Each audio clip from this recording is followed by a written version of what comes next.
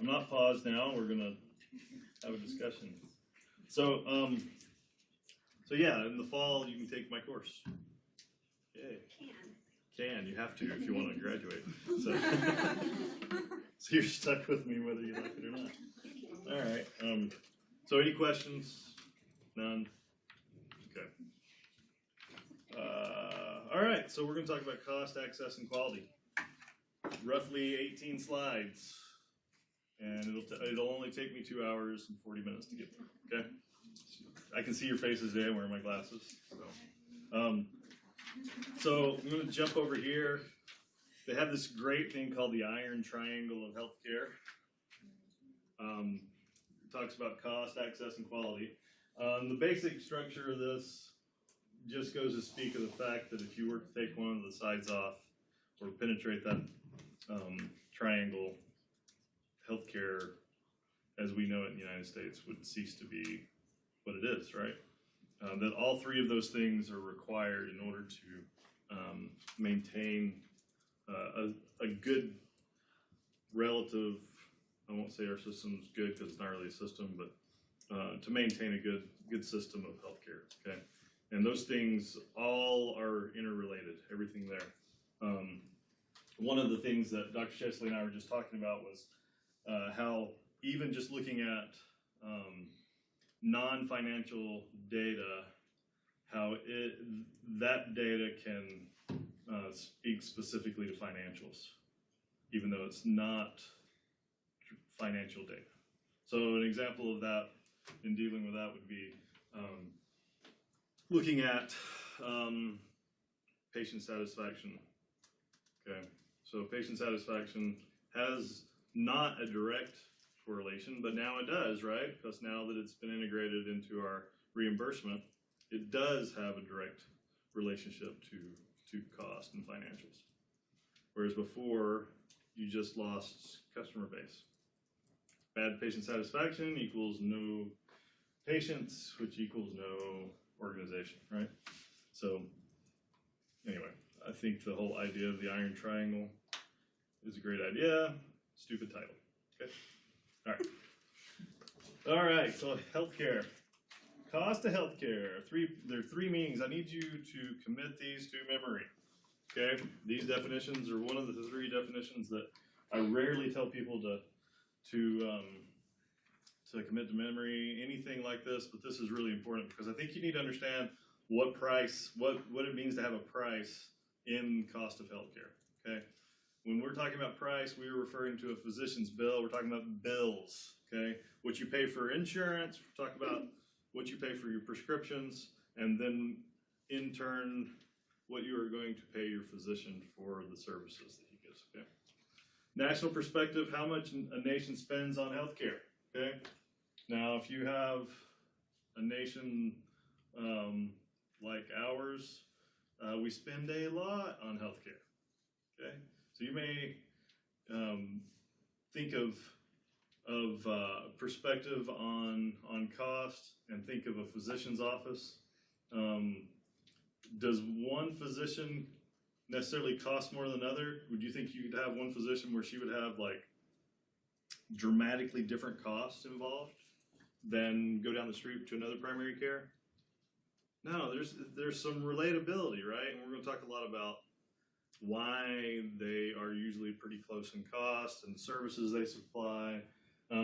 But as a whole, our national expenditures, what do we spend? This encompasses everything, okay? Your physician's bills, what we spend on research and development, what we spend on pharmaceuticals, what we spend on development of pharmaceuticals, all these things that you think go in, electronic medical records, how much we spend on that. We spend a lot of money, okay? And then you have the provider perspective. This is basically what it costs to administer healthcare. It's all your staff expenditures, okay? Capital, supplies, anything to keep your organization up and running, okay? Anything completely confusing in those three? No? Okay, good. All right. So if we think of different trends, we've started to look at the total cost across the board, right? We've started to look at what we spend as a nation. We spend more than any other country. Why do you think that's a necessary discussion? Most people are only really concerned about what they spend as an individual, but how does that national perspective, how does that affect an individual?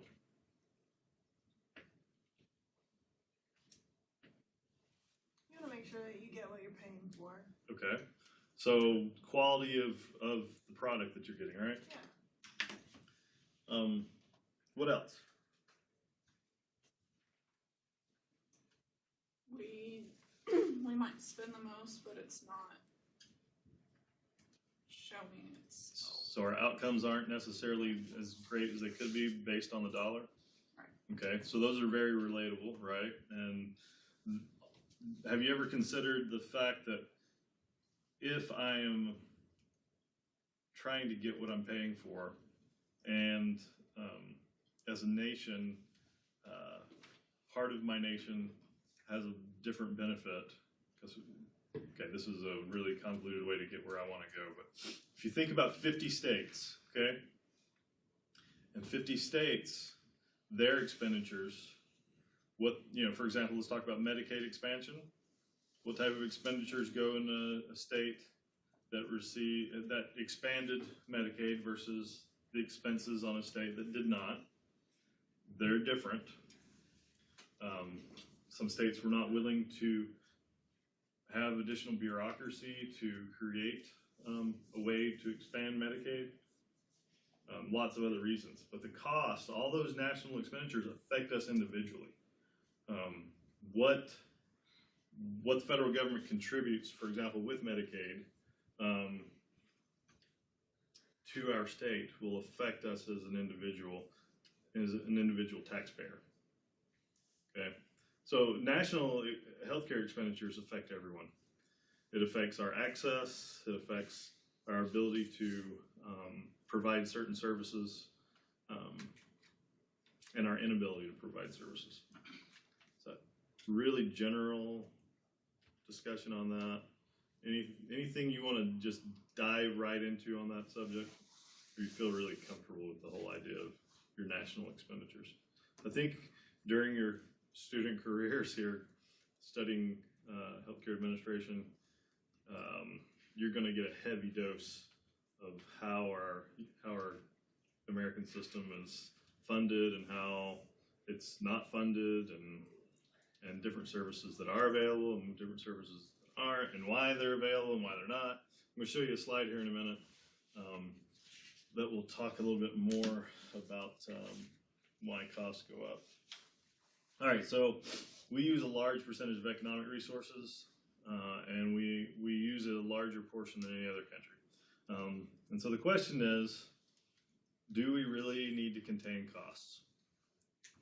How would no cost containment affect an individual?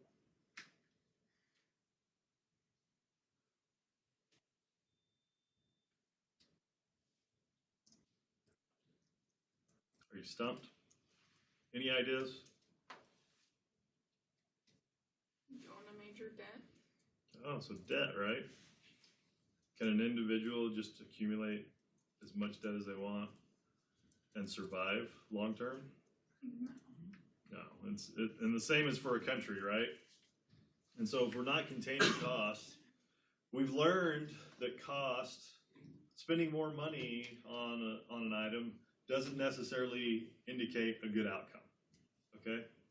And so if we're not containing costs, how are we guaranteeing good outcomes?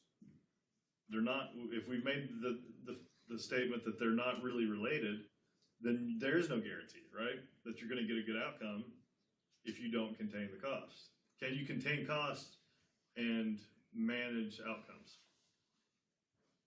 Is there evidence of that?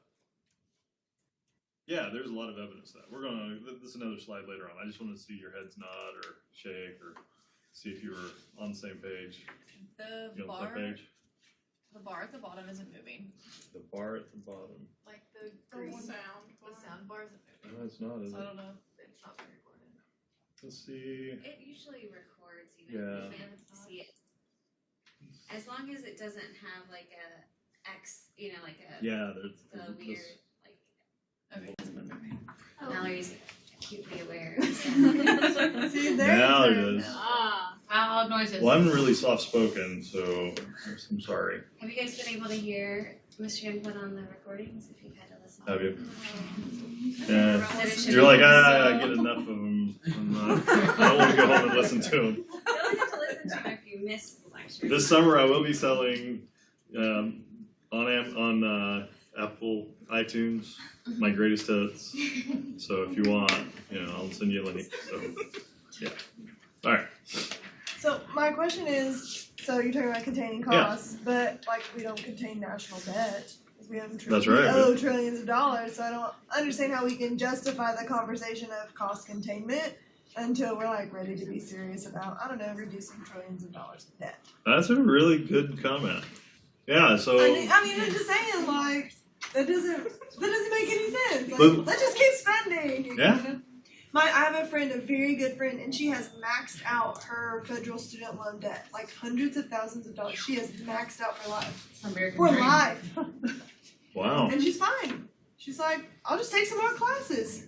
Yeah. So, That's I mean, American people just live with debt. I mean, They do. Yeah. People live with debt. Our country. We are not fiscally responsible as if a you nation. die, it just goes away. It does. It goes away. And student loan debt. It's hard to get money from a dead person. It is really hard. Exactly. Like, And you can't claim their assets. It's what do you do, right? But Michael, if you really want to go down that trail, what are you going to do to a government the only superpower in the world that owes trillions of dollars? Do they need us? That's the justification, right? That's how we justify this as a country. Like, people need us. They need our consumerism. They need us, so they're not going to call us on the debt. China's the biggest holder of all of our debt. What happens if China calls us on our debt? we're done. Call them on theirs. We call them on theirs, yeah, right?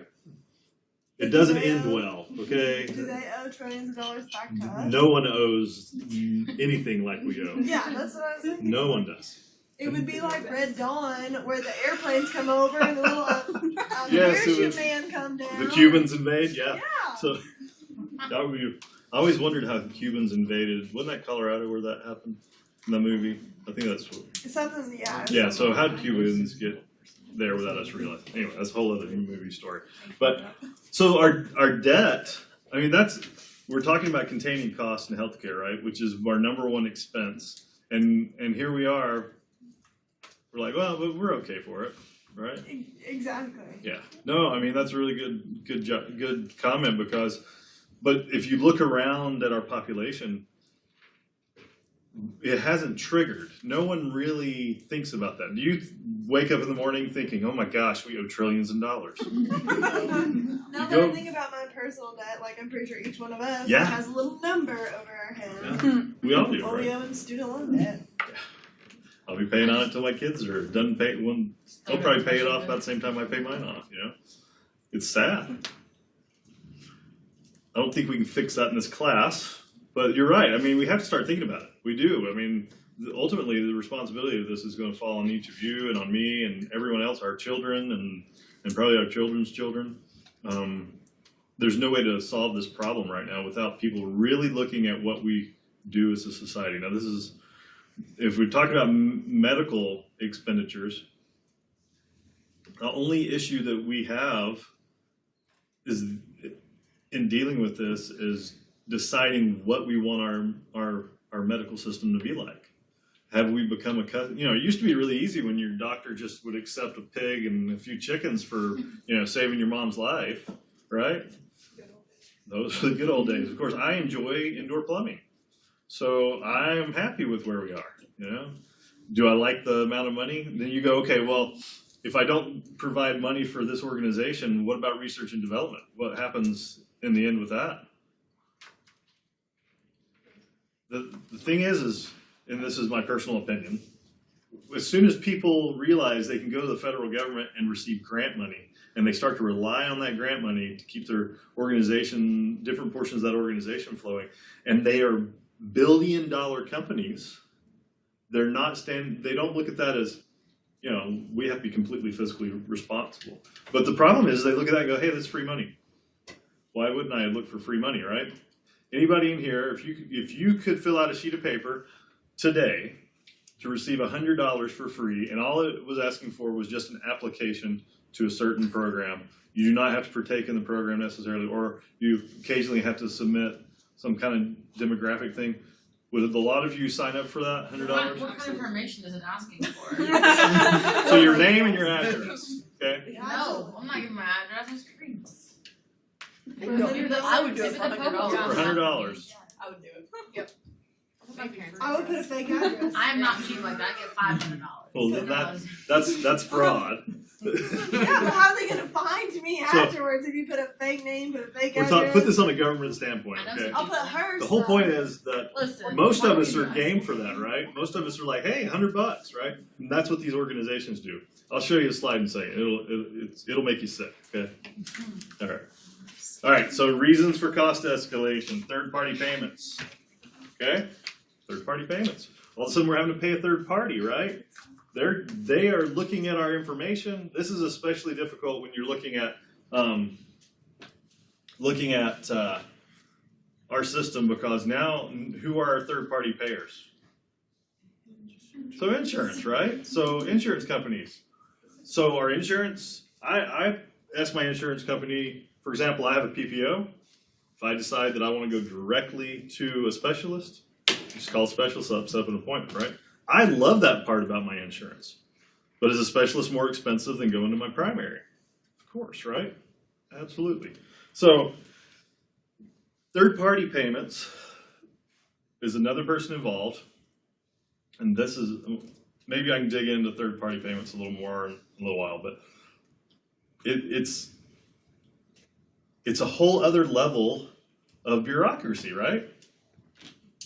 What's bureaucracy? It's just additional people, different eyes, different jobs. They all have salaries. We tend to think of our insurance companies as these, I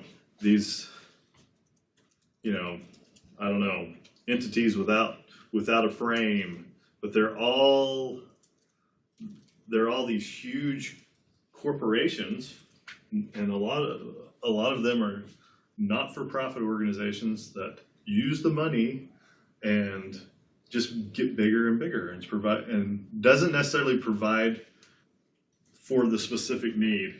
Think of all the things that are covered by your insurance, and then thinking about the things that are not covered. Okay, you can't go into any pharmacy in the United States and say, my insurance will cover everything that's in this pharmacy, right? No, I mean, insurances will not pay for all of the medications that you need to take. I go in, my prescription, and in fact, one of the first things my physician,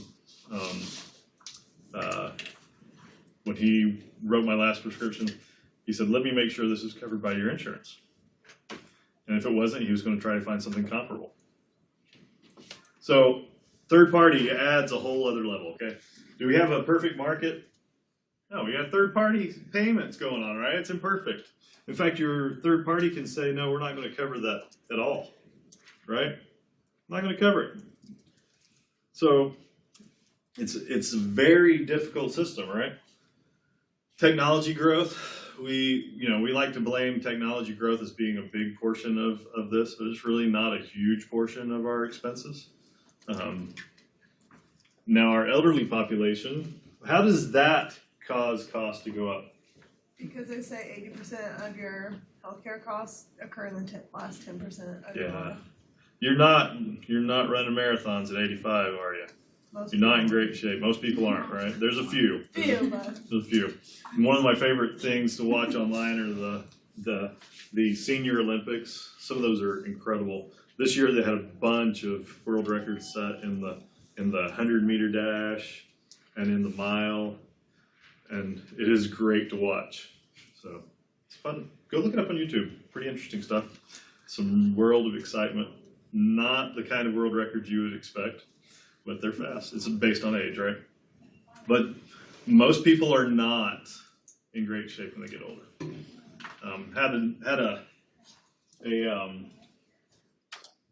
Had a discussion last night with a couple who is taking care of a person, and the person receives a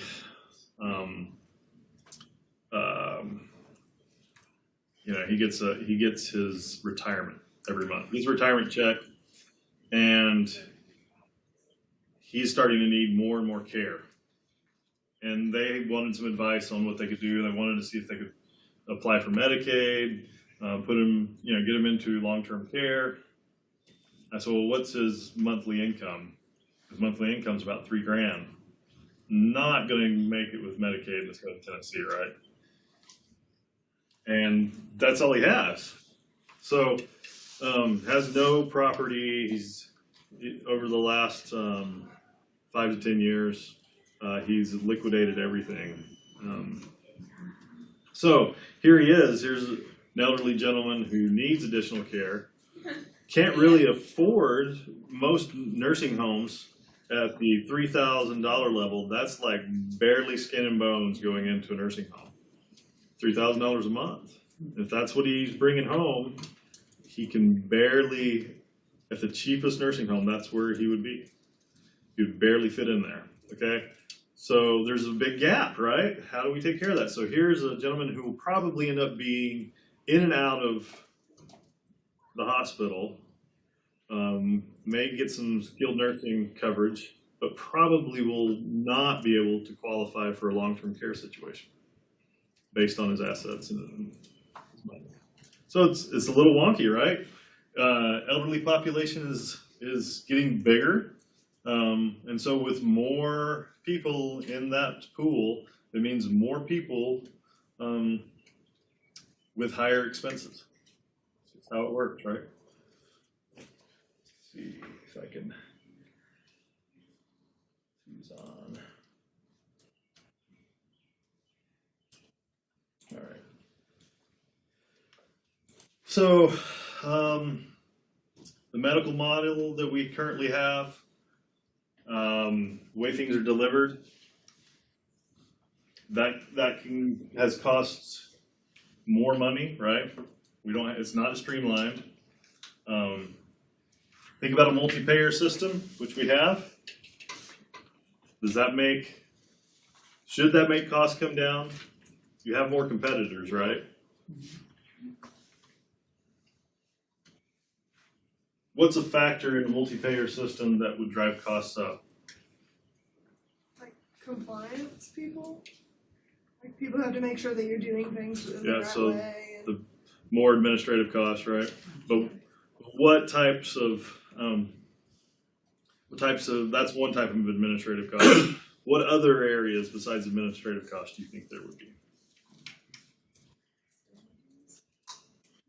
So you have a multi-payer system, you've got more bureaucracy, you've got a lot of competing organizations, but what about the actual supply? We have a shortage of physicians, we have a shortage of nurses, so that can continue to cause costs to go up, right? There is some supply and demand involved, and the government realizes this, and they say, okay, that because of this, your area will get a different rate based on the population. Okay, that's one little segment of it. Okay, defensive medicine. It's my most hated thing in a hospital. It happens all the time. Why do some physicians practice defensive medicine? Cover their bases. Cover their bases for what? What's the nasty word? Malpractice. Malpractice, right? Yeah, litigation. Everybody runs in fear of litigation. What if I miss this diagnosis, right? Makes life really interesting for your hospital risk person. Lots of discussions about that. how often do you think someone turns a physician down for a lab test? Never, right? Never. You know, they're not gonna turn them down. We don't. You know, there's always a justification, which is good, but it does increase cost. Is there any waste in healthcare? It's kind of like asking if there's waste in the government, right? Yeah, $300 toilet seat, right? Waste, yeah. I mean, we do, right? We waste money. And now it used to be there was a lot more waste because there was a lot more money. All right. So what about practice variations? Do they have effects on cost? How is the better question. Come on, I know you guys read this. This was one of the sections of the chapter that I had a few people ask about. What are some practice, how are practice variations affecting outcomes, for example? See your faces so I can really see what's going on. So if you're not using the most up-to-date, most evidence-based practice, you may not have as good an outcome as someone who is, right? And so could possibly venture into the area of malpractice, could possibly, if you don't have a quality outcome, usually it requires more care, right? People don't just get diagnosed with something, go through a procedure, have the procedure turn out poorly, and then spontaneously get better, right? No, they require more care, so it costs more. So evidence-based practice is really, really important. You guys are just done with lectures, aren't you? With life? Is that what somebody said? Did you say life? With life. This semester sucked the life out of me. I am so sorry. It's okay. Do we need to get you to talk to somebody? Maybe. Maybe. I Okay. just always sing my song. Sing your song. I wanna die. Oh Like my really gosh. laughed at me again this week. I'm not laughing at you. I'm having pity for you. It's a great song. To hide my tears, I'm laughing. That's horrible. Oh gosh, let's look at some political costs. All right. Do we pay for political clout in the United States? Yeah, so how much was spent in 2015 by makers of medical devices? I want you to think about these questions, okay? And I want you to think about how many lobbyists in 2015 were working on behalf of some type of healthcare client. These numbers are going to scare you to death, okay? Total contributions from healthcare industry organizations. Let's look at this. Oh. I'm not even a little sure. So contributions, $89.1 million. Spent from lobbying, $238 million. You got 2,739 healthcare lobbyists in Washington. That sounds like a fantastic job. Apparently.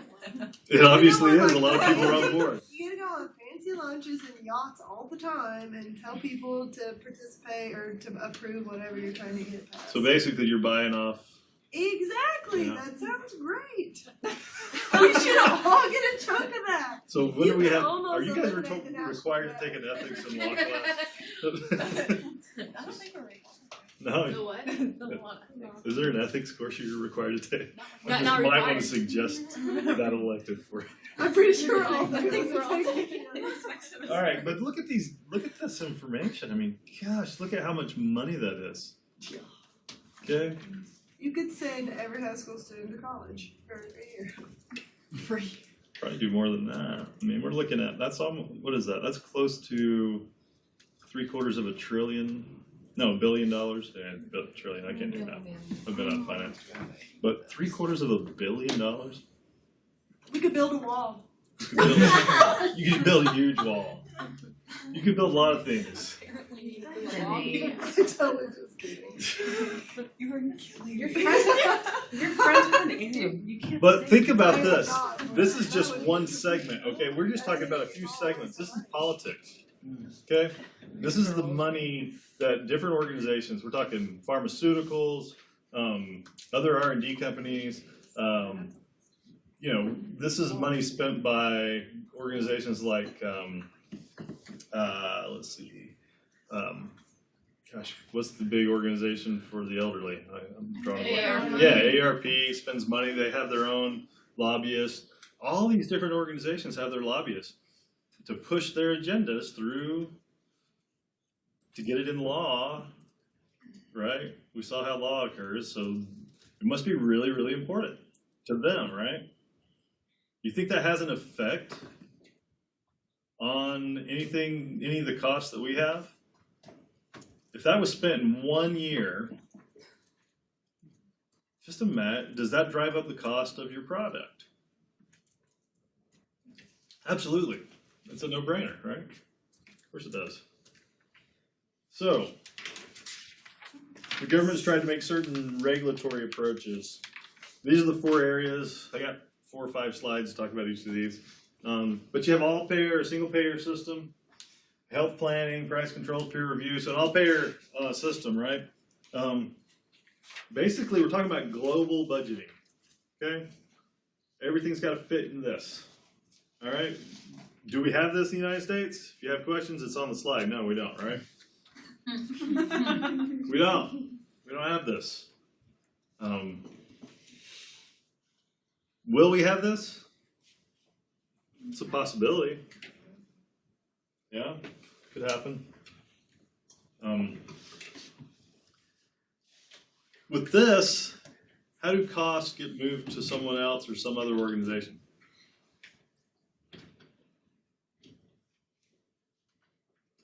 Do we have costs being shifted anywhere?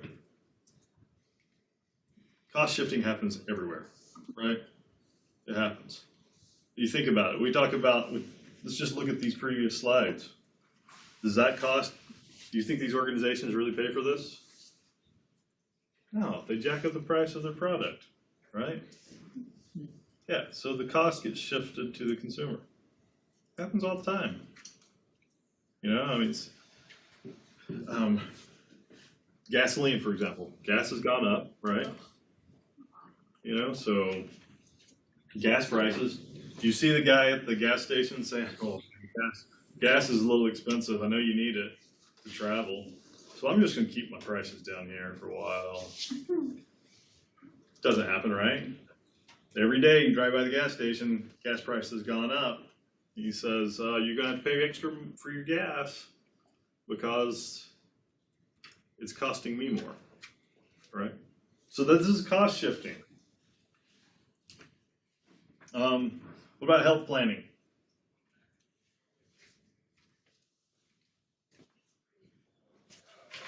Any health planning going on? Right there at the very bottom, certificate of need planning, right? It was attempted. The United States tried to put certificate of need in place. Why didn't it work? I'd like to hear myself ask the question why. That feedback's great.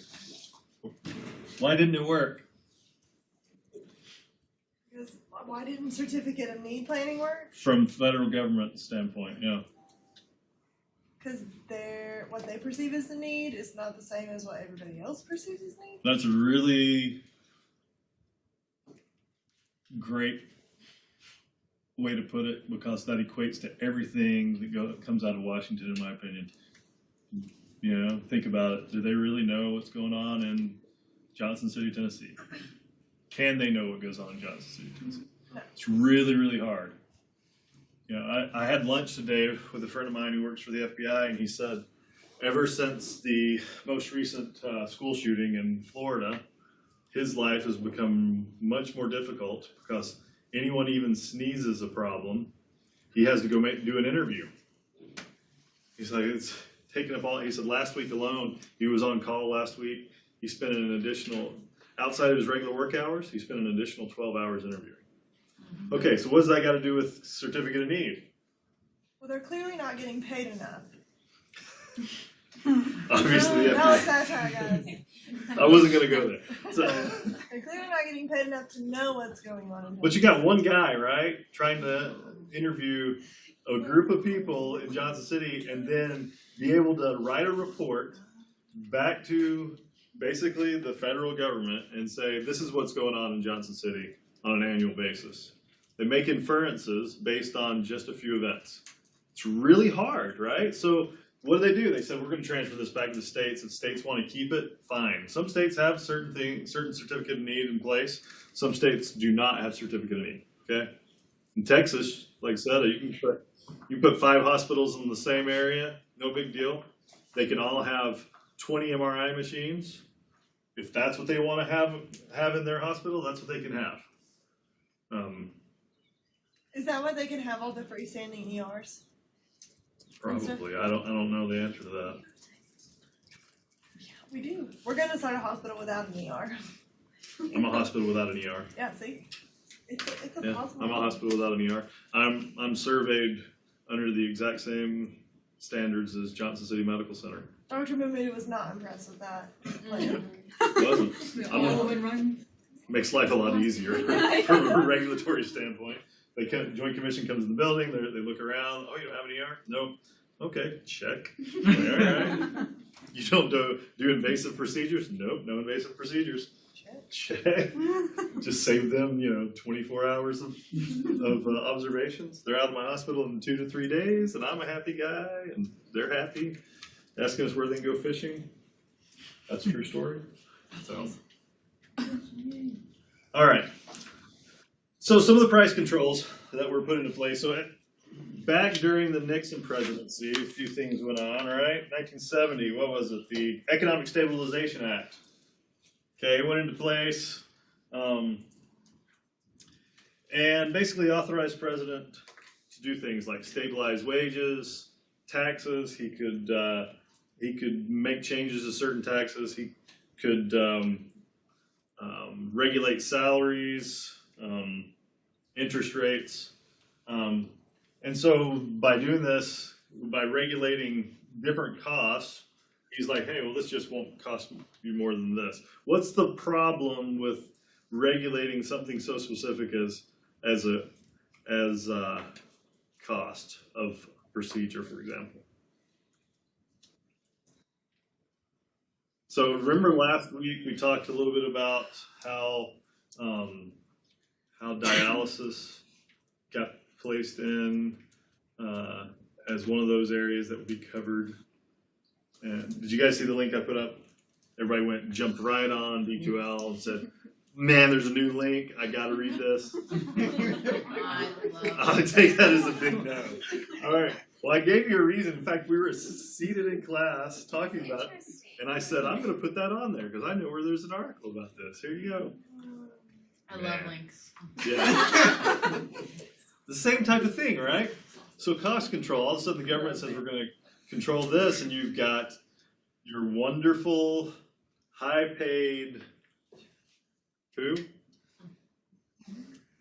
Who is in Washington making all the lobbyists, right? So you got these high-paid lobbyists go in and say, wait a second, I know you're going to try to contain cost on us, but look, we really don't need it to have this contained in our area for this reason. And so it just became this jumbled up mess. Can you imagine what that would do to a system? What it could do or what it did do? It's amazing, right? You're picking and choosing. All right. What about provider-induced demand?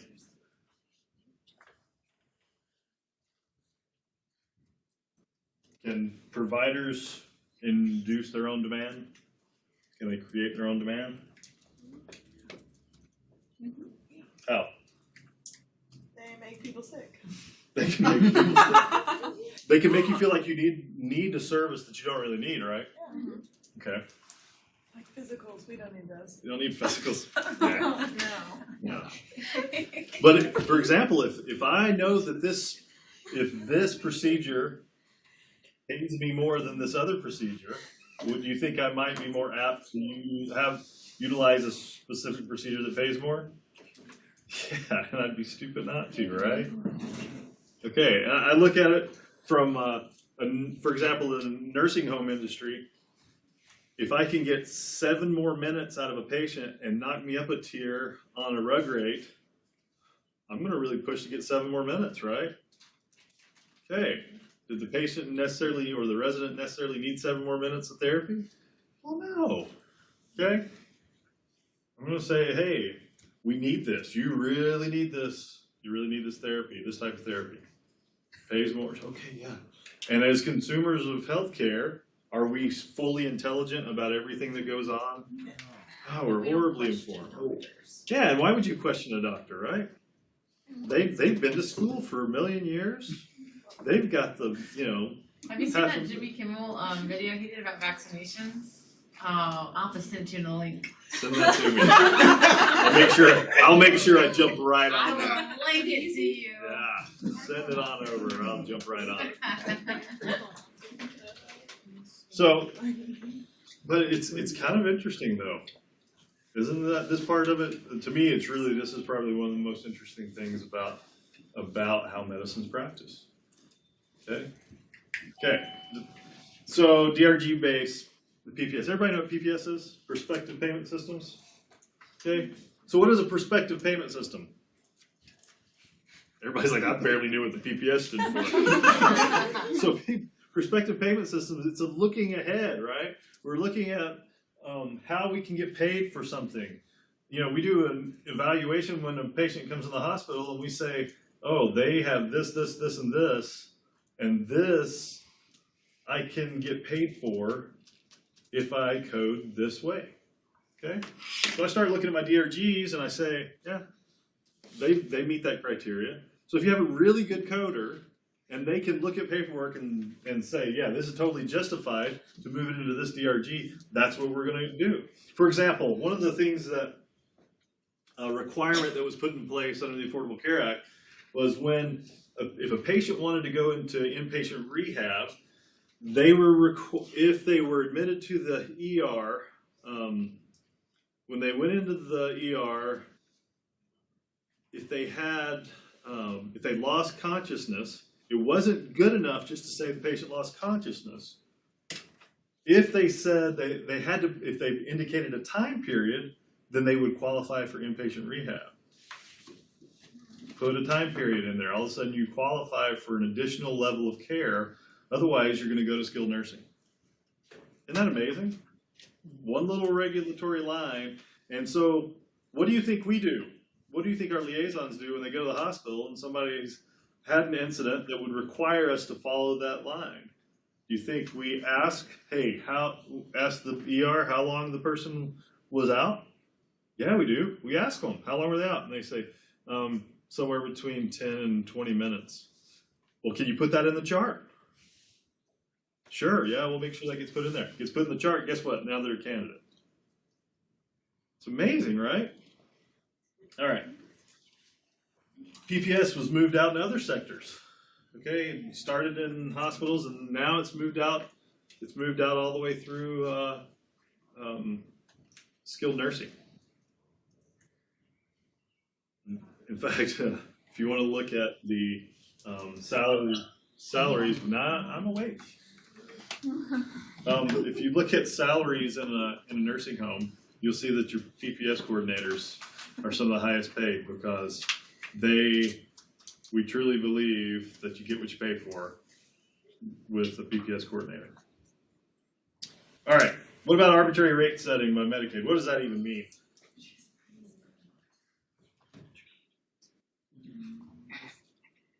So does Medicaid pay for, hey Kenneth, can you hear me? Would you mind muting your line? Would that be okay? We're catching a lot of feedback and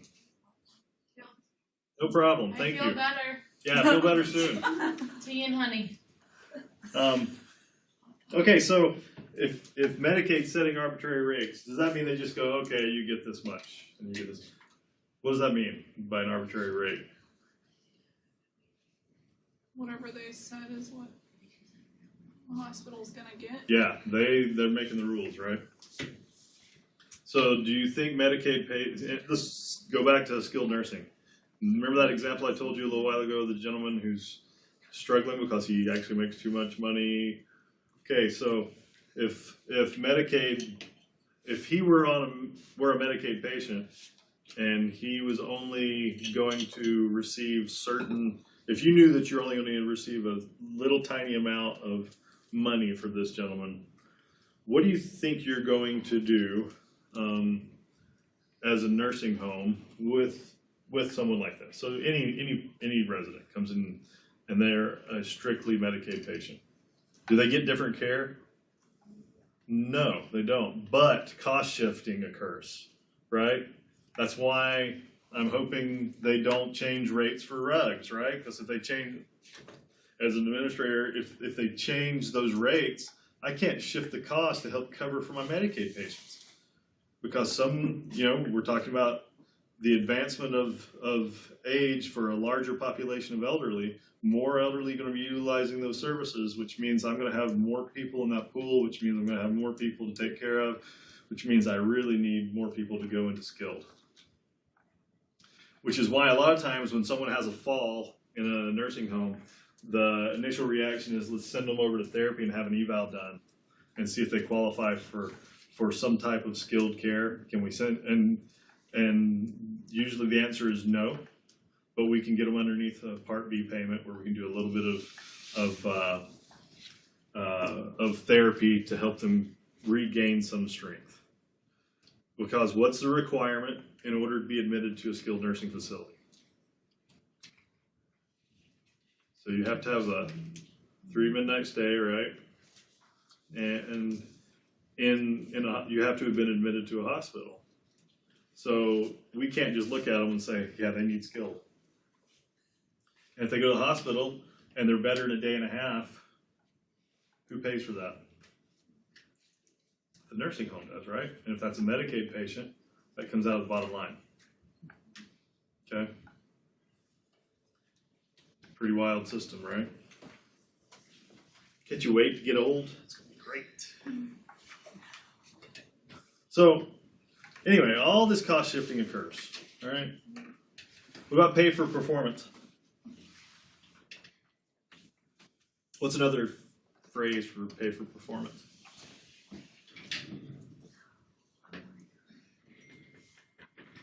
Value-based purchasing, right? All right. What's the whole premise behind pay for performance? Readmission. Readmission? Like, Explain that you a don't little want bit. them Huh? to come back within 30 days, or you're not going to get as much. So that's an outcome, right? Yeah. We're looking for outcomes, right? And if we can guarantee certain outcomes, then you get more money, right? Some of those are incentive programs, so in forms of financials. Some of it may be in total overall increase in some rates. What's the opposite side if you are not performing well? You can end up with a reduction in your reimbursement, right? You can go into a penalty phase. So bad outcomes. There's a nursing home in Kingsport. I heard on the news this morning. Yeah, I wasn't going to mention it by name. $10,000 a day in penalties. Okay. Who is it? See, here we go. Naming names. Okay, so this is the opposite, right? This is the opposite. This is being penalized for lack of performance. Okay. You can lose your accreditation, your certification, your licensure, all of that for bad performance. But to what extent is the physician responsible? Like, is there something in it that's accounted for that? Or like, what if it's a bad patient? That's AMA, or Yeah. if it's a complicated case? I mean, So you hope that you have objective surveyors when they look at this. So it's not just, hey, they had bad outcomes, we're going to slap penalties on them. yeah. You know, you have surveyors go in, they hear of a complaint or they hear of bad outcomes, they go in, they check the location, whether it's a hospital, nursing home, inpatient rehab, and they look at it and they say, well, show me your documentation that justifies what you did or what you didn't. And if you don't have correct documentation, what happens?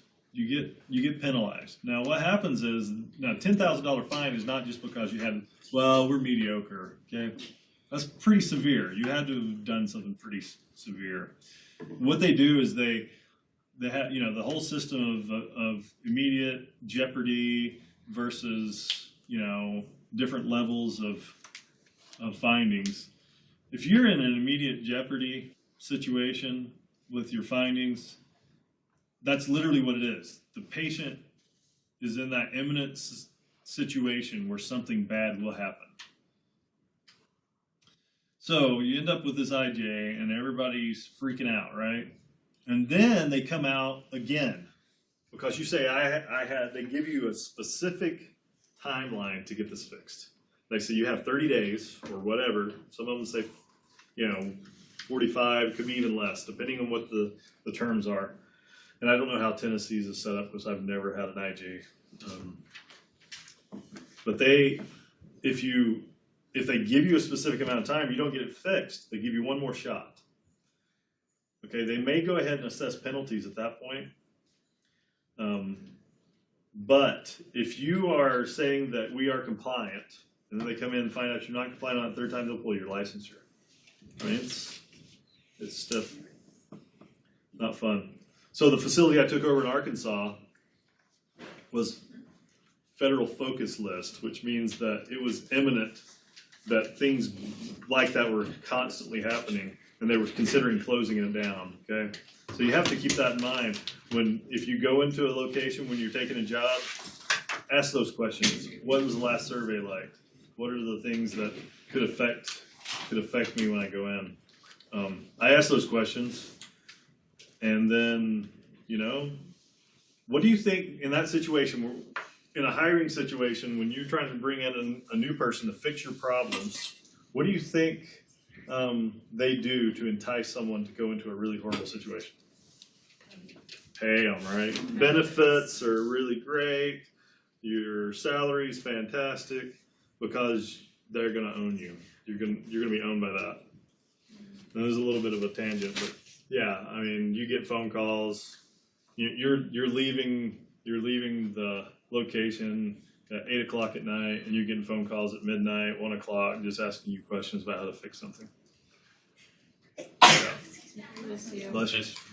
Yeah, this little gray spot, well, it's all gray now, but this gray spot back here is in the shape of Arkansas. So, Wait, turn around. That's not Arkansas. it used to be Arkansas. It's all kind of It's Hawaii. what? It's not spotted all across. Not a Dalmatian. Come on. All right. It's hard though, I'll be honest. Those are really hard situations. Once you're in that penalty phase, where you've fallen into the negative side of things, you're under a microscope.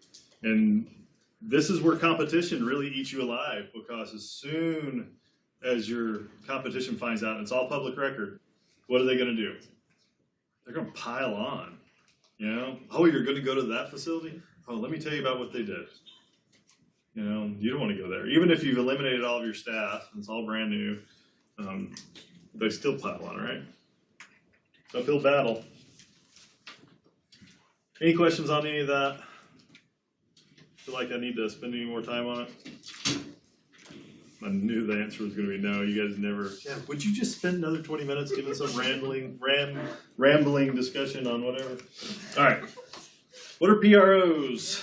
Peer review organizations, right? What's the purpose?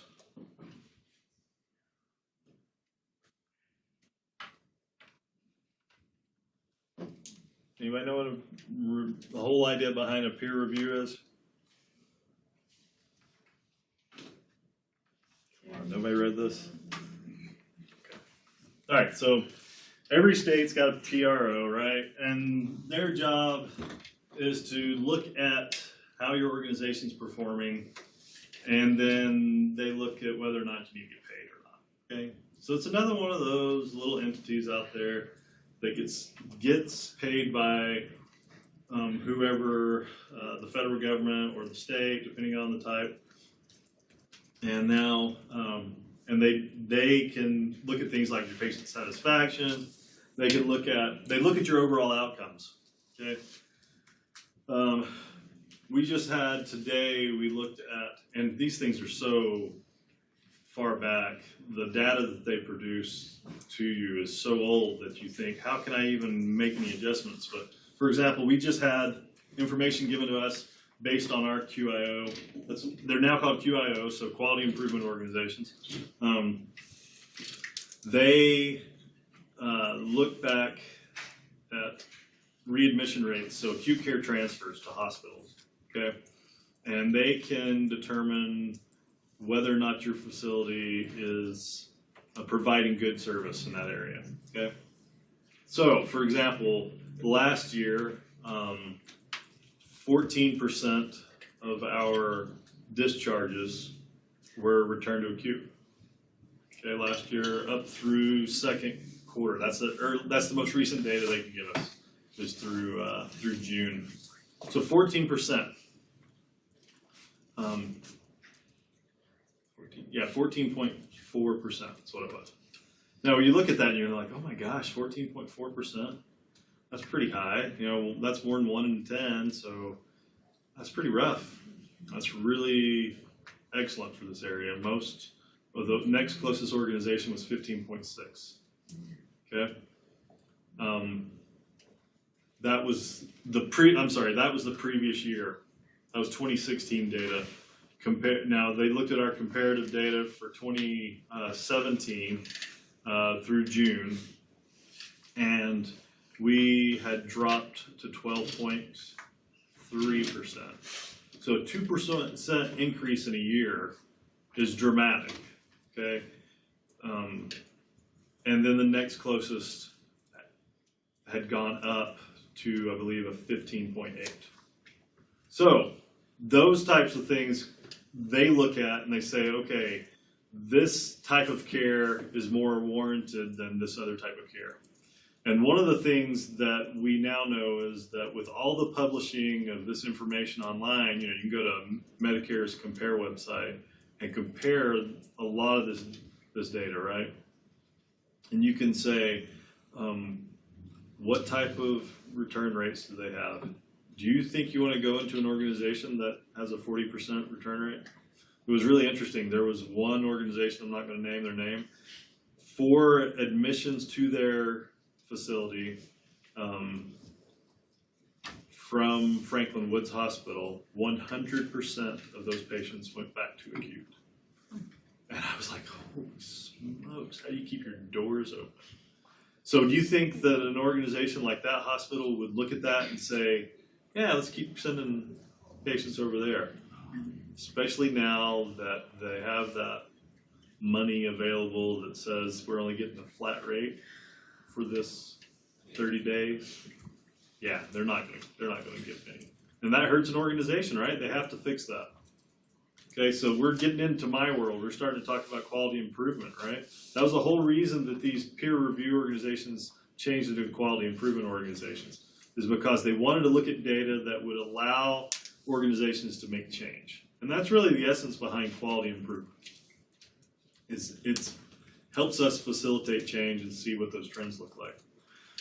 Some competitive approaches. Before I jump into all the quality stuff and bore you to death, we'll take a break before we get to quality. In fact, what time is it? We got a little bit of time. Okay. Demand side incentives. What's a demand side incentive?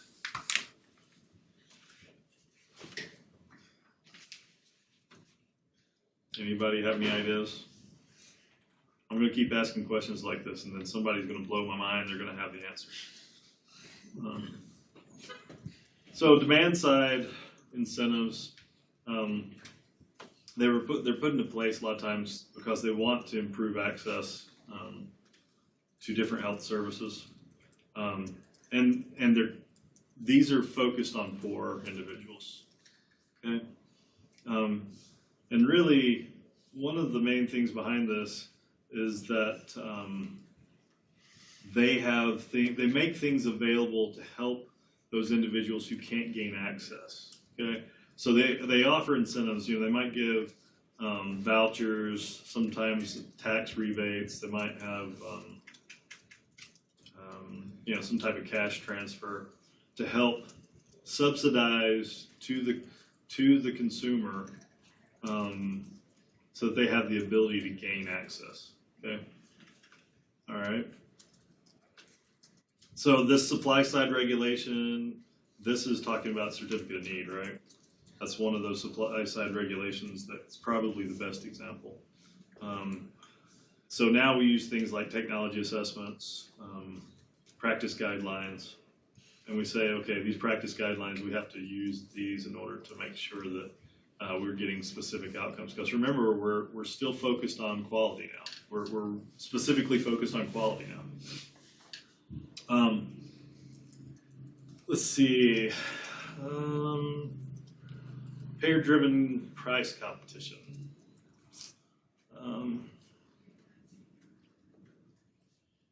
So, do we do this in real life? If you look at what, so can you think of any situation where you might have, as the payer, might be the driving force for competition? Isn't that like an ideal market? Like the person that's the ideal market. Mm-hmm. So like the payer can negotiate the price that they want and that's what they settle for. And Yeah. what I might pay might be lower than what the next person pays, but we're both satisfied with the product that we got. Yeah. I need to get you up here just to teach this thing today. It's a really good example. No, it's a really good example. It's you think about if you were able to do this and everything, how is it equitable? It doesn't have to be, right? Because the end result is, We're all happy and Right. that's what matters. which if you take my course in the fall, we will talk about win-win situations, right? We talked about this in length in Dr. McGinnis class because I disagree that Sorry. it's an ideal market because it's not equitable. But that's what they say an ideal market is, as long as everybody's happy. As long as they're happy, you know? You just can't argue that. I'd use this with my kids all the time. I mean, I do. You know, I negotiate with my children. I do. You know, how much, like my son last weekend, I asked him to go he'd gone running with me and got mud all over the inside of the car. And I said, I'll tell you what, I got mud in there as well. And I said, I'll pay you to vacuum out my car. How much can I pay you? And he's like, I don't know, Dad, what do you think it's worth? I said, no, what is it worth to you? You're the one that's doing the work. And he said, I don't know. He's 16, right? $3? Deal. $3. Oh my. Took him half an hour.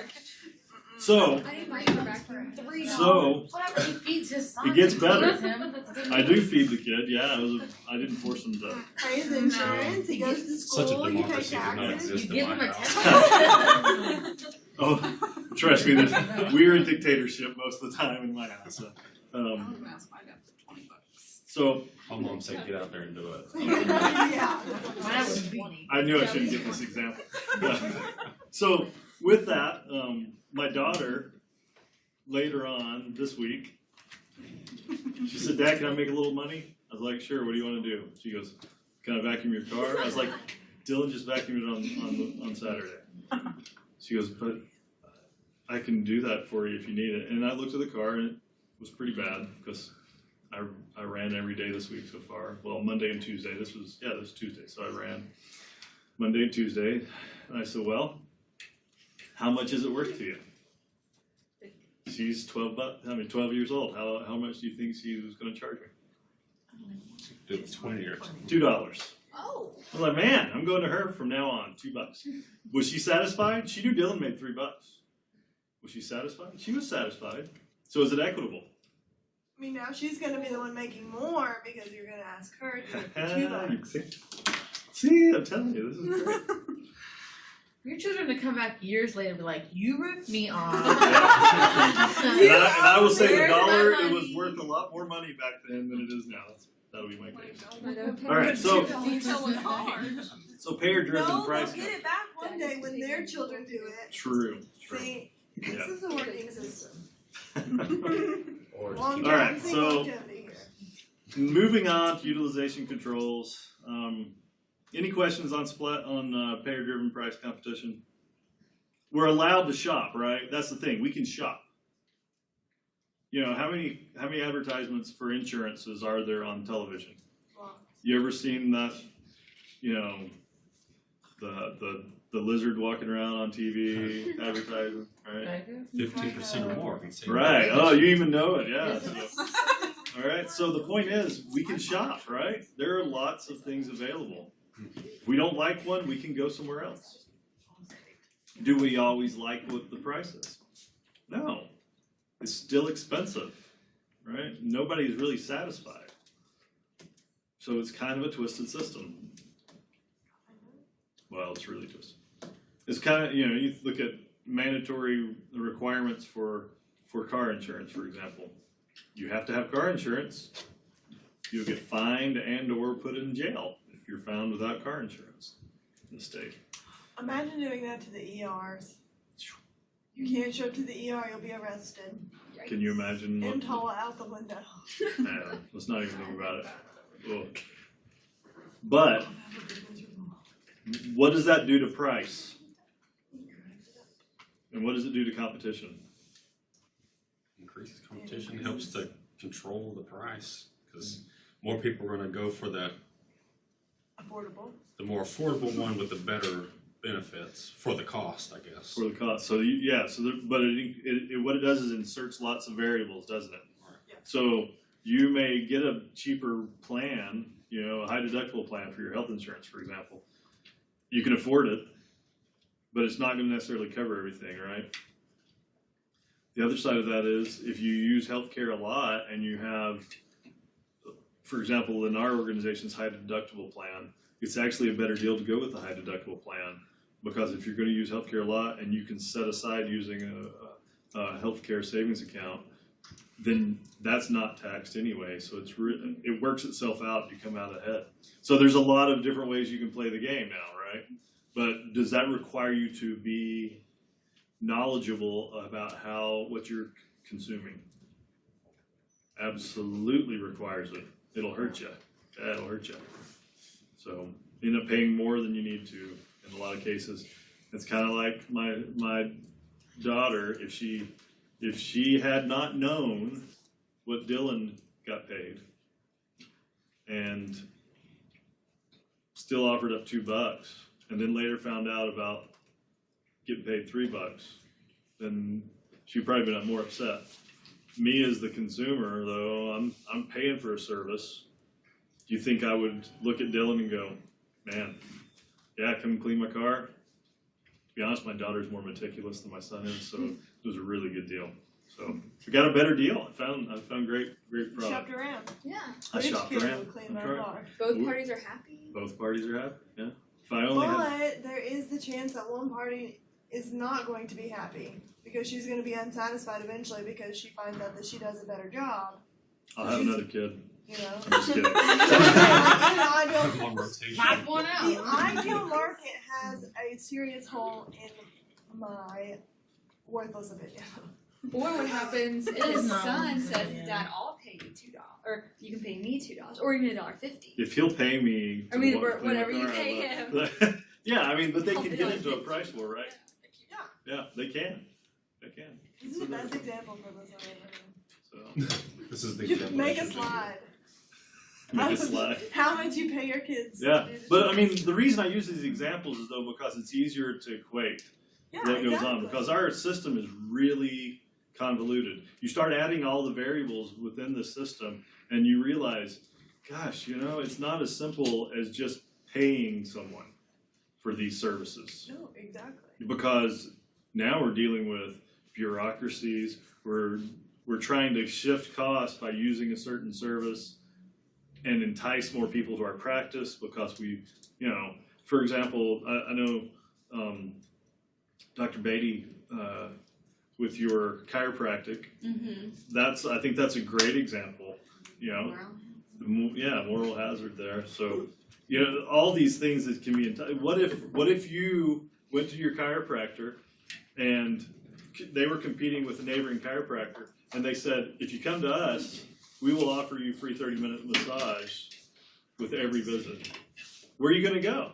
The neighbors. Yeah, right? So those types of competitions, they eat the cost of that. They could eat the cost of that. For example, when I was in Arkansas, people would come in and they would say, we can't afford the copay for our Medicare. and I would waive the copay. Well, I eat that cost, right? I'm going to eat the cost of the copay. That's okay. That's an ability that my organization has, and so I'm going to utilize that. Does it increase my cost? Kinda. I have to come up with that money somewhere, but it just reduces the amount of money that I'm getting in, but I'm still getting paid. I'm still making a profit. Okay, so all these variables can get thrown in there. These are just simple variables. There's way more variables, okay? You know that. And when you get deeper into it, you will find that it's almost discouraging. You know, it can be, poor Adrian, he's like, yeah, you think? So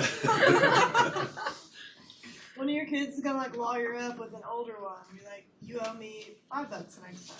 yeah, Ooh. yeah. Good luck. He's underage. This is family court. Yeah, family court. We have that occasionally too. So The jury of your peers, the jury of your siblings. I know how that works. If you're the middle child, you always lose. So it's That is true. that is But true. it's not- Okay, so let's jump into competition. Grilled cheese day.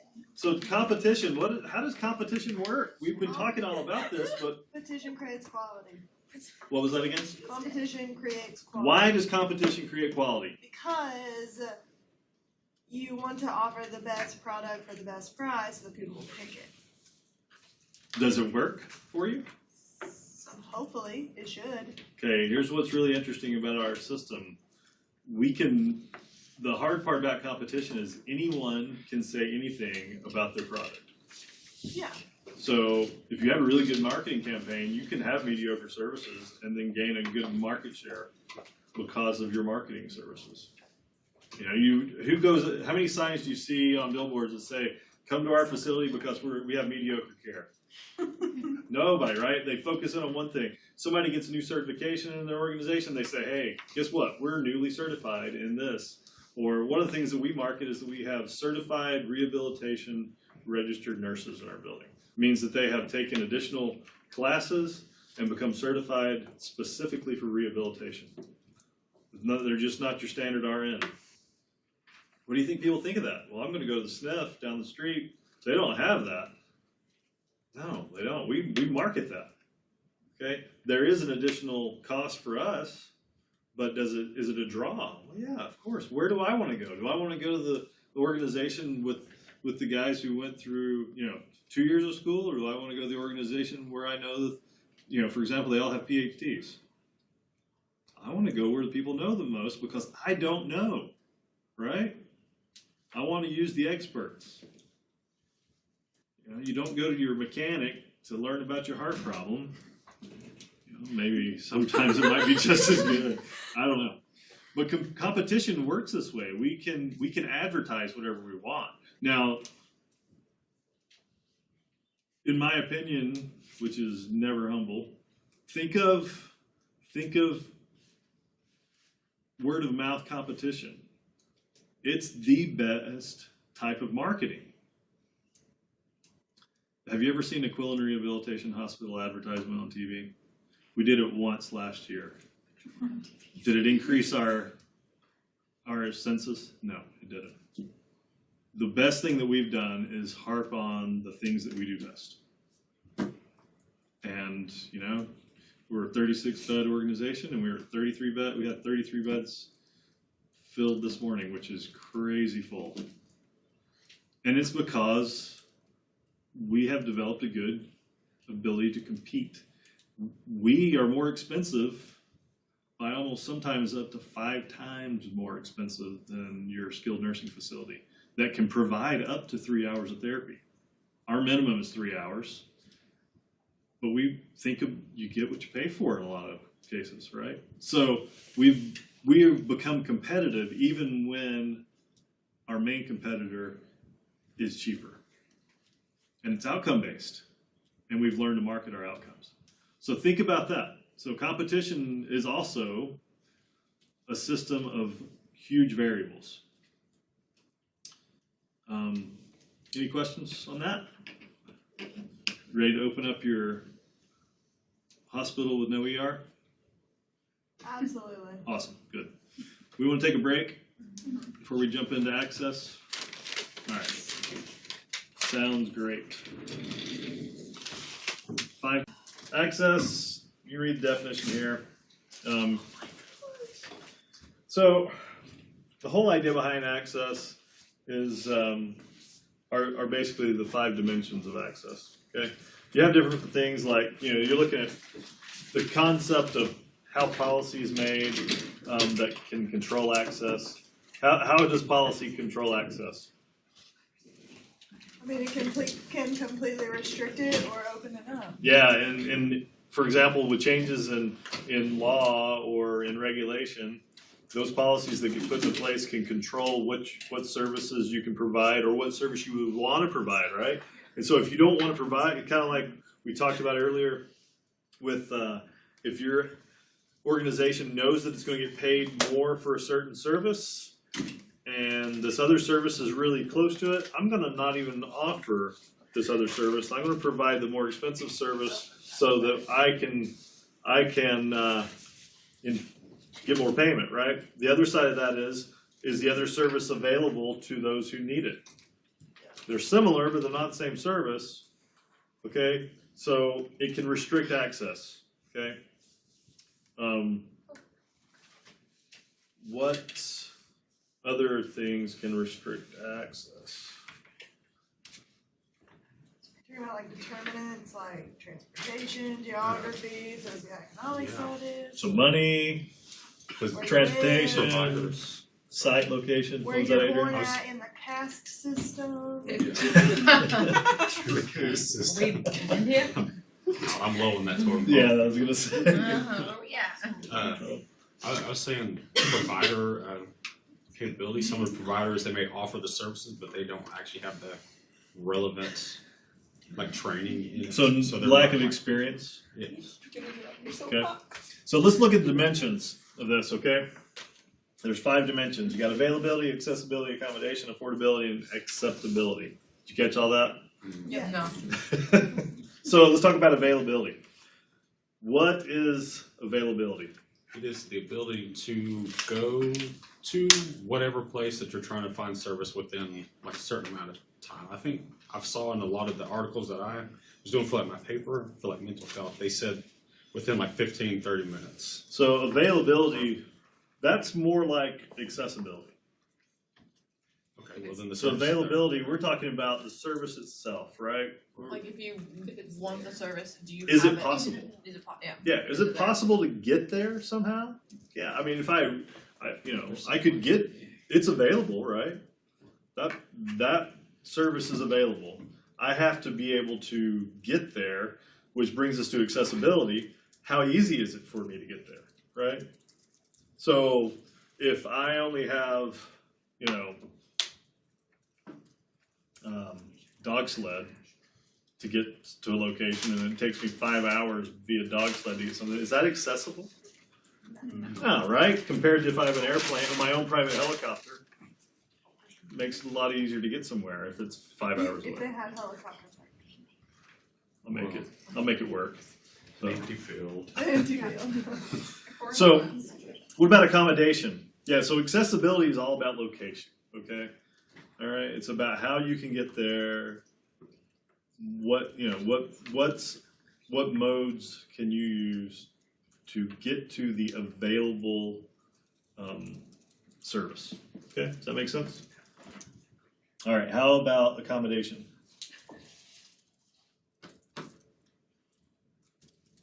So when we talk about accommodation, it's more about my resources and how I can use an available service. I can get there, and I can, and it's available, but how am I going to be able to really use that service?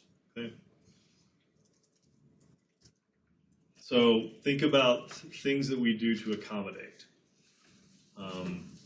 If I am a disabled person and I'm in a wheelchair and the service is only available via stairs, it's not accommodating, right?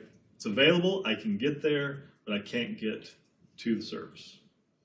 There are no resources available to get me there, Okay, does that make sense?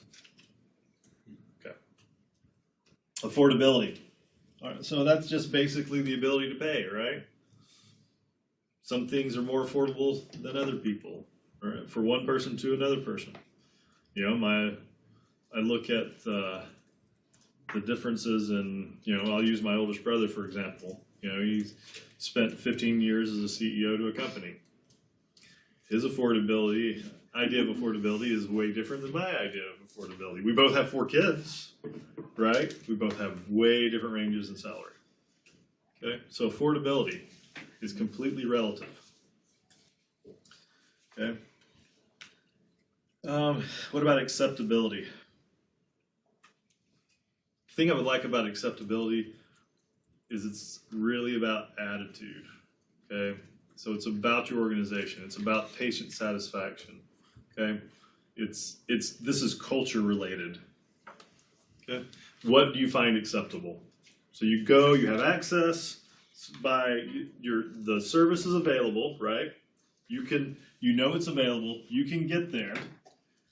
You have the resources to arrive in to the place where the service is. You have the money, but culturally, the things they do are not acceptable to you. So that means you don't utilize service. So technically, it's not accessible to you. If culturally it aligns with what you are willing to accept, you have access. Does that make sense? So I like the fact that part of this is on us, you know, the whole cultural thing. So how as an organization do you try to cater on that last one? You can make yourself available. You can provide a service, right? You can provide multiple locations. So for example, in order to assist smaller communities, we have lots of these, you know, dock in the boxes, right? And it makes it easier. So you have an urgent care here and there, right? So some services are more available. They make accommodations. They try to accommodate a lot of different disabilities of whatever type. Try to keep the cost down. But how do they make themselves acceptable? The community rapport. So you look at the community, right? You look at what it is in your area. Remember we talked about earlier in the semester, we talked about in rural health, some of the situations that have been adverse have been that a lot of foreign doctors come in and they have a difficult time relating to the community. The communities are like, hey, wait a second, you're not from around here, you know? And then, so it's competing attitudes, competing cultures. So becoming acceptable is sometimes requires, if it's something that's that type of cultural event, requires the physician to do different things to become acquainted with the community, to become more part of their community, to make them feel more at home with that different type of background. Okay, and they do this. It's really pretty interesting to see how many hoops a lot of these doctors jump through in order to make themselves more acceptable. The other side of that, the community many times will make themselves more acceptable to attract different types of services. And so all of these things, they all work together, okay? Everybody comfortable with this idea? Okay. So what types of access? You got potential access, realized access, equitable, and then effective and efficient, right? So what is potential access? Having the right insurance. Okay. So that's a financial piece of that, right? That's a mechanism that allows you to pay. What about capacity and organization? How do they play into potential? If you don't have the capacity, so for example, we're a good example of this. We have 36 beds. We're at 33. but we don't have staffing but to accommodate up to 34. We have capacity, but we don't have staffing capacity to accommodate. Okay, so it limits access. So we have a goal every month, for example, one of our metrics is admissions, right? We want a specific amount of admissions, but if you're full, does that limit your admissions? Yeah, of course, right? So if you have limited number of admissions and you miss your metric on admissions, what does that tell you need to do with another metric? What other metric should you have? Discharges, right? So now you're measuring how many people you're taking in and how many people you're putting out. And so what does that tell you about what happens in between? If you're worried about outcomes, you better do a lot of really good work in between admission and discharge to make sure you're meeting both, because you want to make yourself accessible, okay? You want to be able to grant access to anyone who needs your services. All right.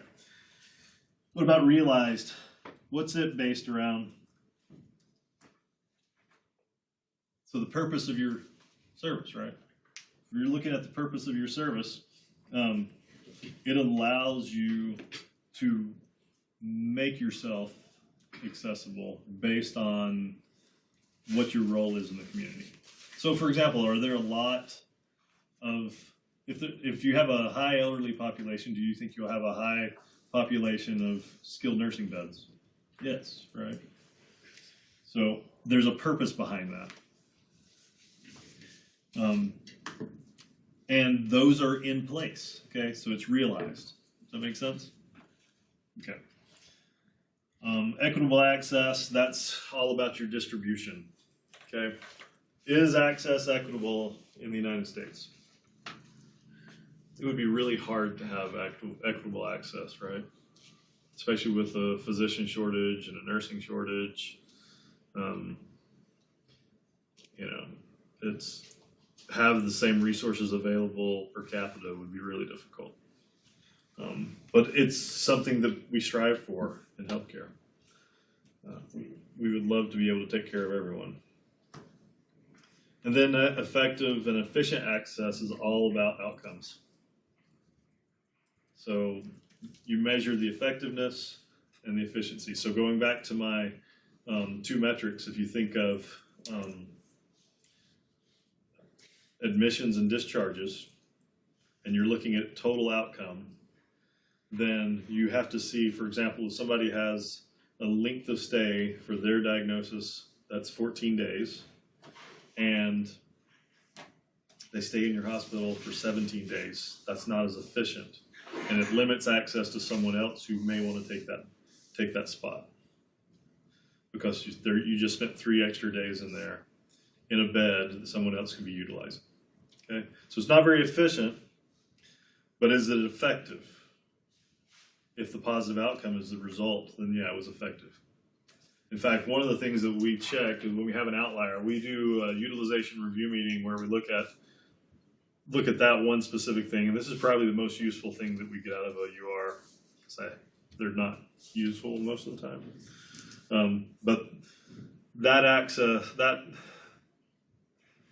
that prevention of access, we look at as okay. We limited our number of admissions, but if we keep somebody beyond what we call their RAND, I forget what that stands for now, but it's your length of stay.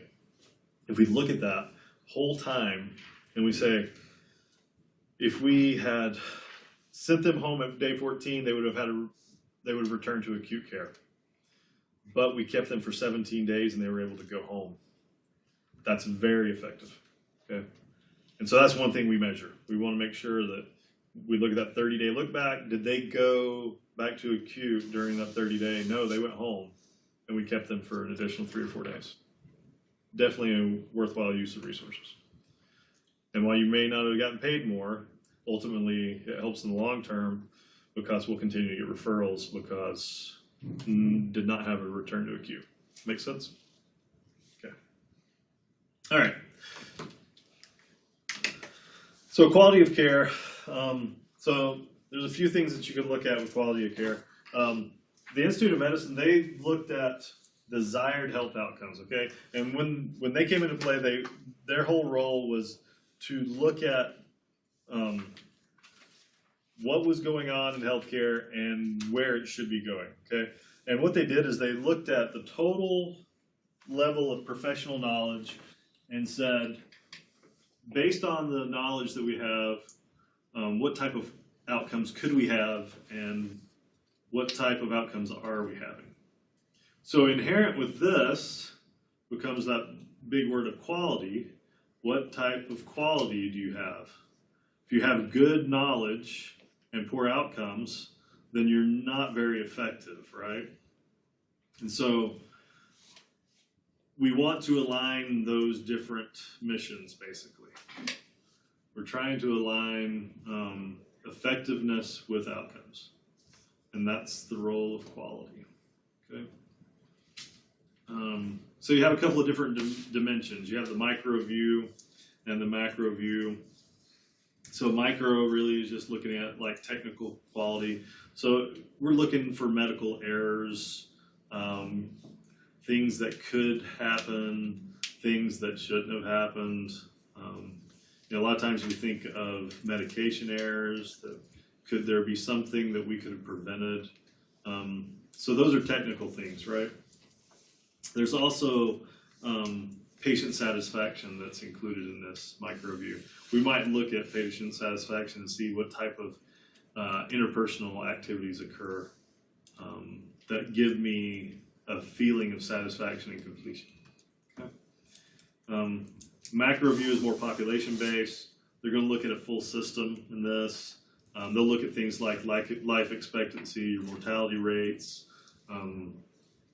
incidence of death. All of those types of things are included with a macro view. Okay. Quality assurance. All right. So TQM, it's basically quality improvement and continuous quality improvement. What's the difference between quality improvement and quality assessment? Anybody know? Well, assessment would be like just determining what the quality is at that moment, and an improvement is based on what you found, Okay, so improving those results. yeah, so in a nutshell, it's retrospective versus prospective, right? We're looking back with quality assessment and seeing what happened, and quality improvement is looking forward to see what we can change to improve. Okay. Where do you think we like to live? Quality assessment, quality improvement. Improvement, right? We would rather find out and say, yeah, we can make this better, instead of somebody saying, you guys really stink, right? You should have done better. So, where does a survey fit into this? Is it quality assessment or is it quality improvement? Survey, as in like surveying patients? It's so like Joint Commission, Medicare, they come in for an annual survey. Oh, that's assessment. It's assessment, right? It's all retrospective.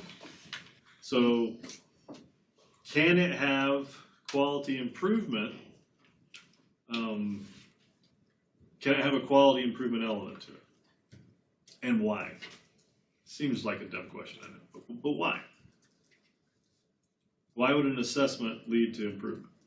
Could have an option to suggest like what's gonna make it better. Okay, yeah, and so findings, right? If you do an assessment, you have a finding.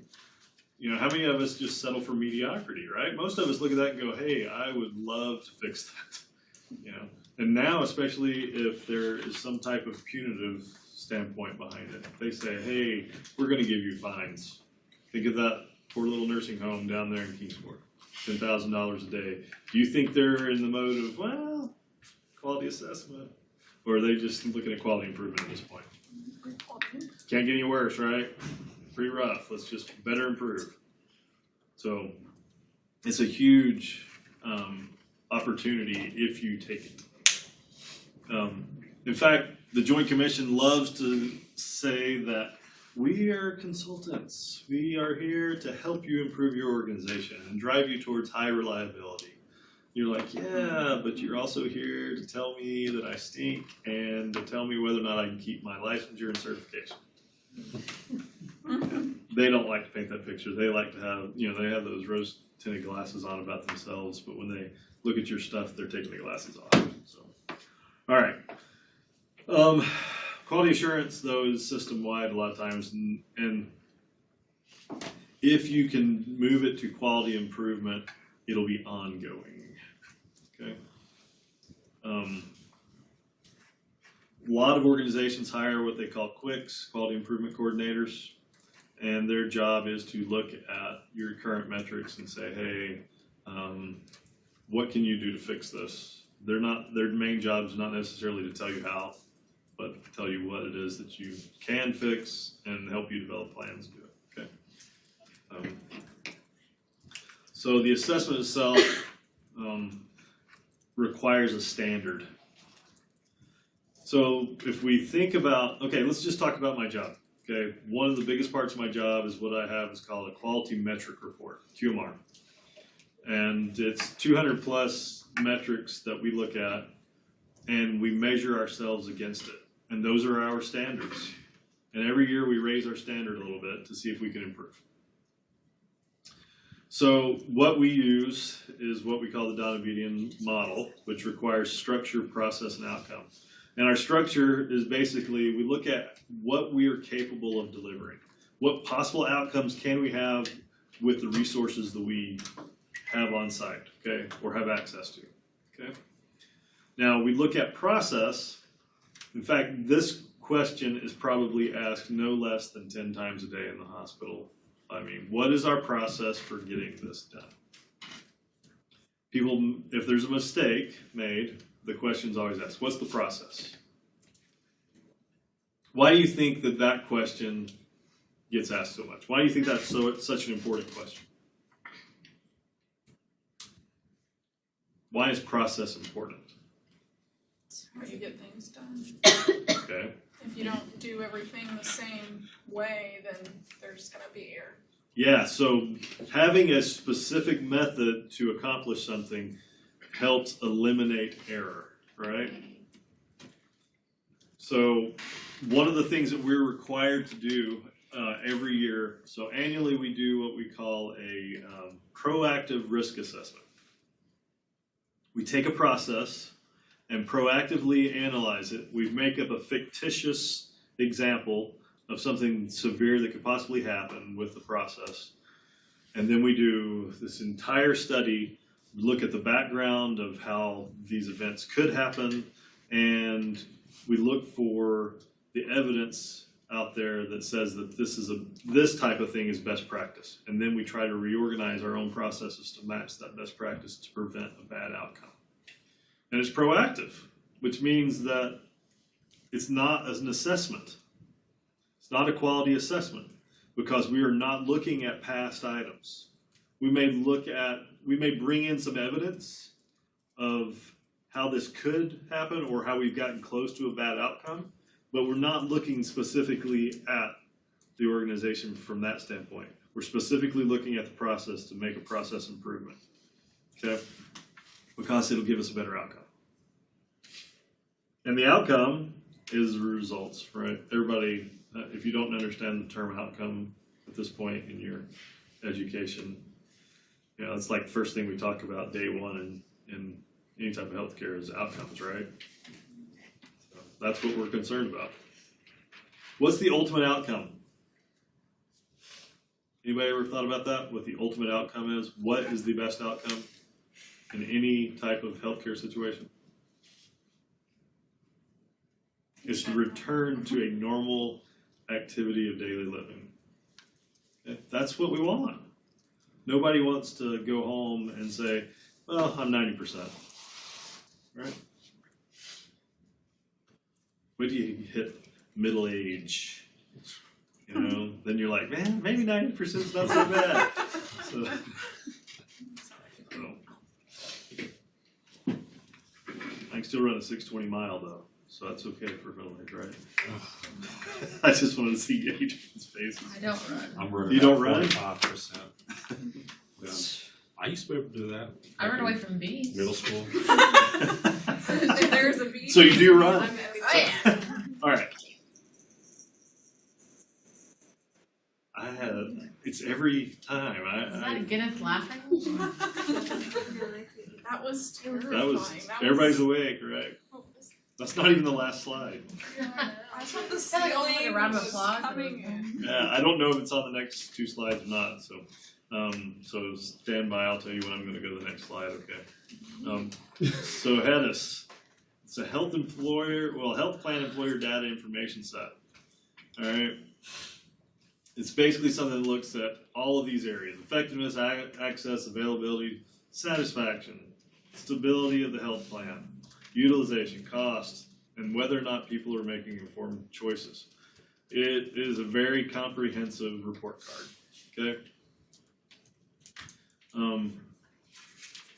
This is what your managed care looks at when they compare themselves to other managed cares and the providers that they are using, okay?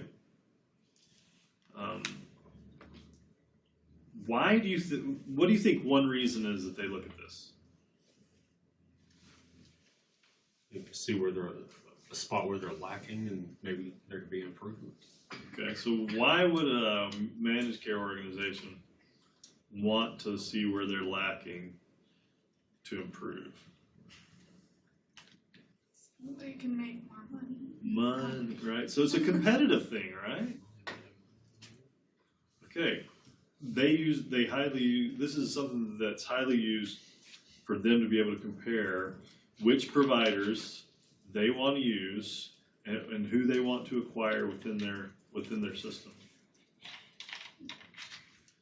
The funny thing about this is most healthcare providers, if a physician goes to them and says, "Hey, we'd like to sign up with your plan," most of those managed cares are gonna be like, "All right, we'll do that. Here are the requirements that you have to meet." But yeah, you know, it opens their base up, right? So, all right. I should mute. What is that? It's clapping. It's horrible though. That is okay. Good news is there's the ACA takeaway after this slide, and I'm not going to click to the takeaway. Okay, you guys can read the slide. Go download it. All right. All right. So CMS program on quality.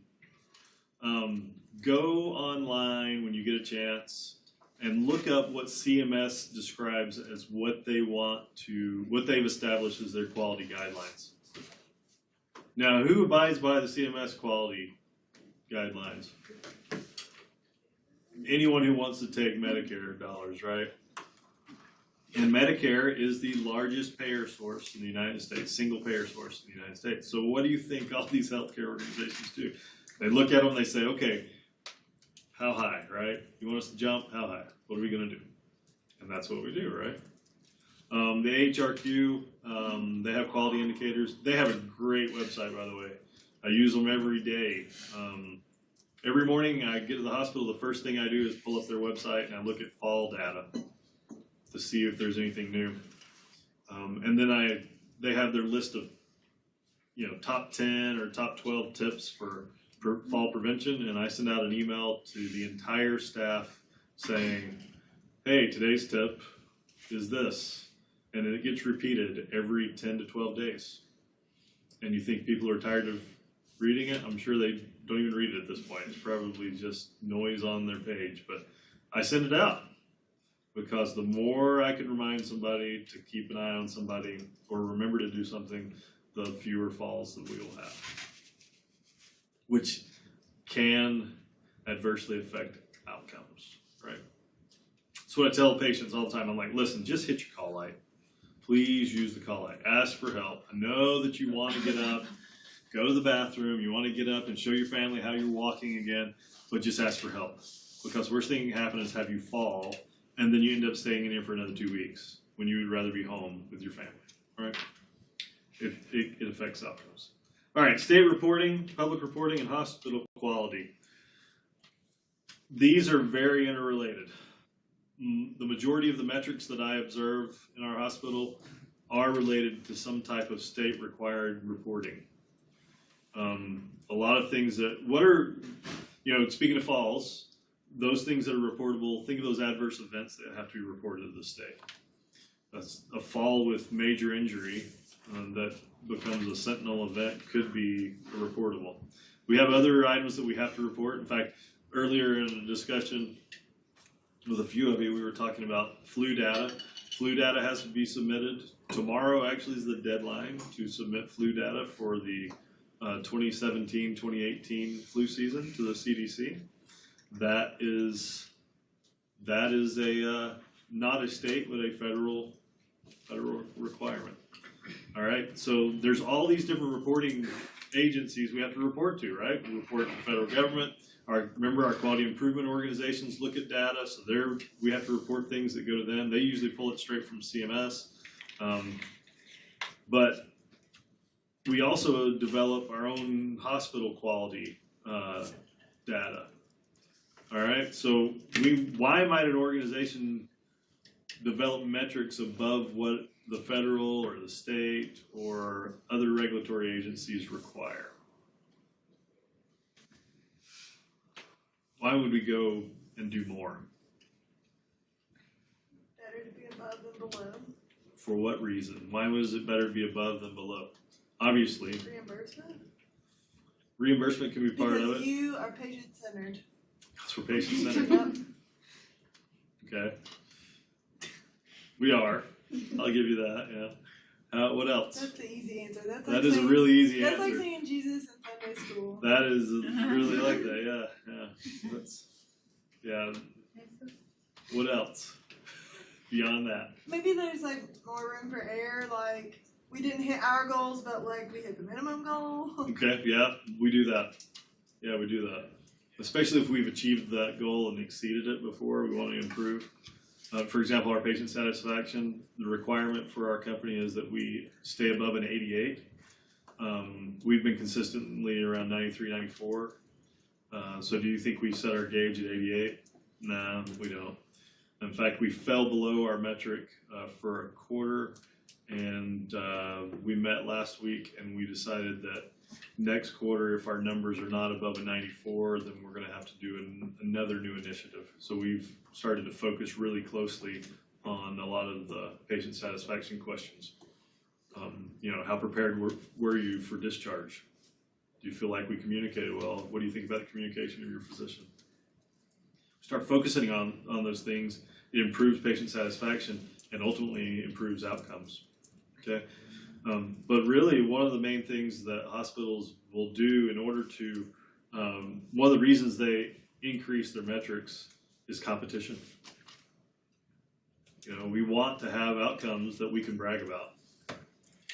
If I go to the medical center here and I say, hey, we have, of all of the facilities in the Tri-Cities area, we have the lowest readmission rate during that return to acute period, that 30-day look back. What do you think that says to the hospital? Like, heck yeah, that's great. We can be average. We can do the medium amount and meet the federal expectation and not have to worry about a penalty for our reimbursement. We could do that. But we want to be able to keep our staff employed and our beds full. So we do what we can. We brag about our 12.2 or our 12.3 or whatever it was. Okay, that's just one little piece of it. We use these things to show why we are a better option than our competitors. So it all fits together. That's why quality improvement is not just about a bunch of data or a bunch of action plans that we have to complete in order to make some guy like Ryan Youngblood have a job. I appreciate the job, but at the same time, I look at it and I go, if we were perfect at everything, then then I'd be out of a job, and our patients wouldn't really need us anymore, really, because the only way to achieve that high end of an outcome is not to need the outcome to begin with. That's my opinion. People are always going to be sick. At least during my lifetime. I'd love to see all these illnesses go away and, you know, no kids break their arms and they fall out of the tree and all that. A whole You know, it's just work gonna, it's a- sector just eliminated. yeah. And everybody's. We would reduce the national deficit. We would dramatically reduce the national, or would we? Or would we find something else to spend that Find money on? another toy. We would find another toy. Guys, I want to tell you that I know this is the last lecture, but I'm going to give you my lecture of all lectures. This is the one that I remind everybody: if you're going into healthcare for the money, don't do it. Okay, get out when you still can. Okay, and the reason I say that is it's hard. It's really, really hard. All of this quality information that you get, those measurements are never going to go away. It's going to be an extreme amount of work, and every patient is completely different, and every patient deserves the very best that you can give them.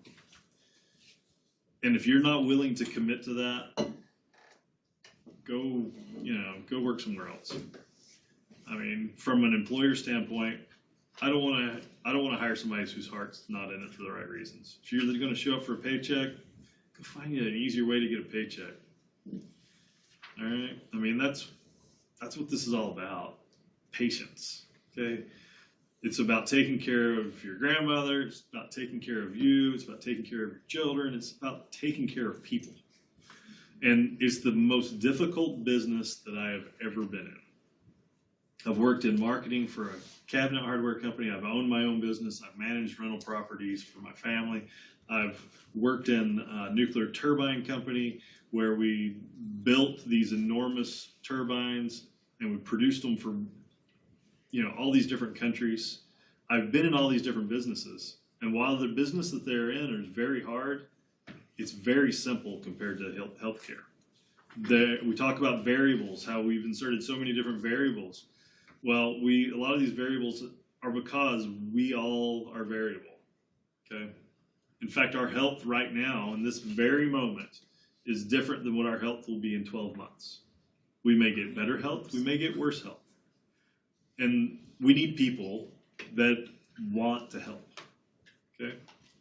Whether it's in preventive maintenance or in preventive care, or if we want to allow people to recover from the illnesses or regain some level of their previous lives, that's the responsibility that you have as healthcare administrators. I think too many people think that healthcare, going into healthcare admin, that's my ticket. It's not your ticket, okay? It's not your ticket. My favorite thing is when I get to walk down the hall, go into a patient's room and help them out and have that conversation, ask them about where they came from and what their goals are, and then seeing them get those goals accomplished. It's an awesome feeling. When somebody leaves our hospital and they exit the door and we're all standing out there clapping because, hey, you just came back from a major stroke, that's a major event. And even though if you're in administration, you didn't have hands-on, you provided the resources for them to be able to make that return. That's why you go into healthcare, okay? Don't go into it for any other reason, okay? Promise me that. If you give me a call and you say, you've inspired me to go sell, cars, I will shake your hand and tell you thank you. And the reason is because if that's where your heart is, that's where you'll be. Okay? Make sense? All right. Presentations, be ready.